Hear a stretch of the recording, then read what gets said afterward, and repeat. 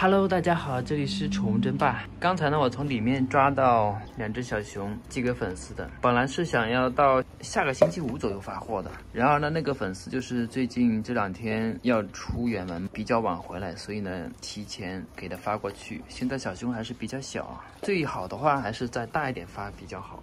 刚抓出来的，他们马上就要和他的兄弟姐妹还有妈妈分开了。今天算是对他们最后的道别吧。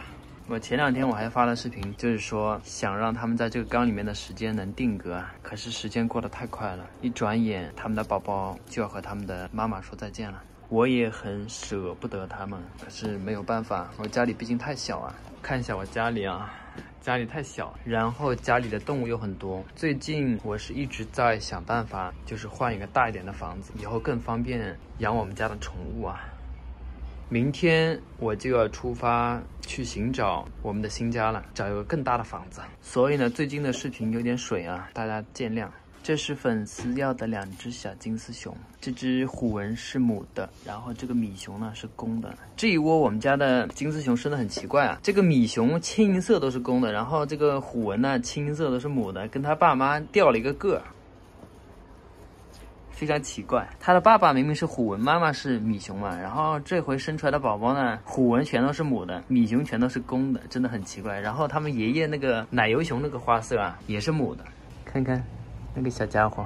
这边剩下的其他金丝熊呢，我要等到下个星期5、星期6左右，或者要等到下个星期才能发货，因为明天开始我要出远门了，最近都不在家里。然后他们现在也比较小嘛，稍微大一点的话，在路上抵抗力会比较强一些。还有一点就是跟大家说的，我们养这些金丝熊、花枝鼠之类的，平时要多喂一点蔬菜给他们吃。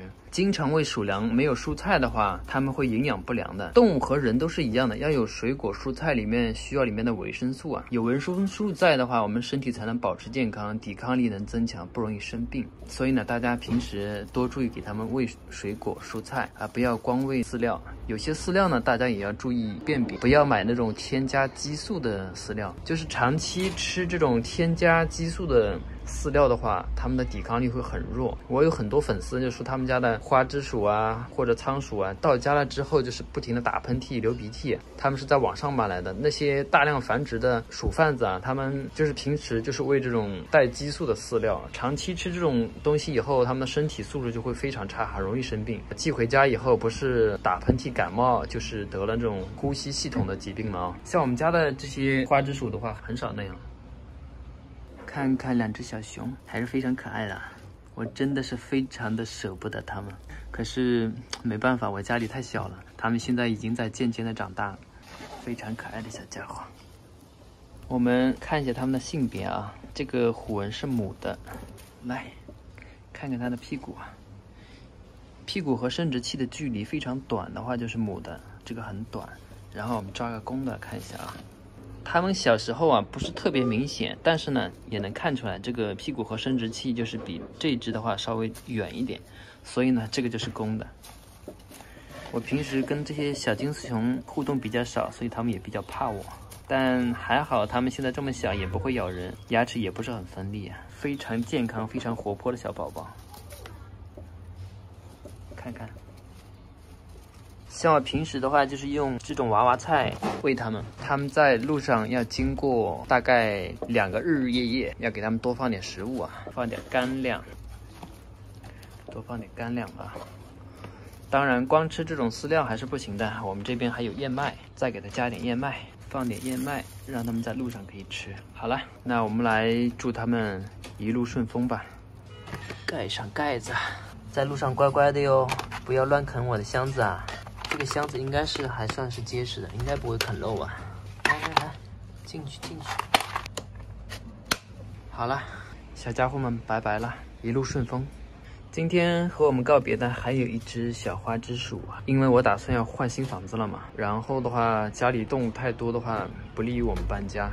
这3只我打算是用来培育优良花枝鼠的小花宝宝呢，我也打算出给粉丝了。等我们搬到新家以后再继续培育吧。那个粉丝朋友给我的要求呢是要一只胆子大一点，不怎么怕人的，好像这只相对而言比较亲人一点，胆子比较大一点。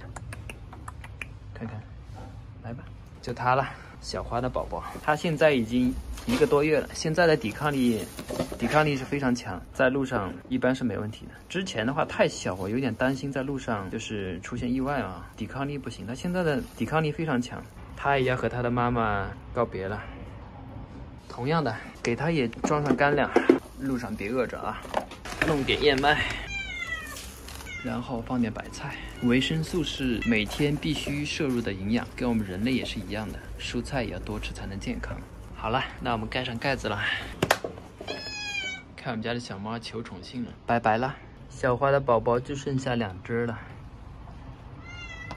这个家伙比较胆小，它们都钻在那个树桩屋下面了。行吧，那今天的视频就先到这里了，感谢大家观看，下次视频再见喽，拜拜。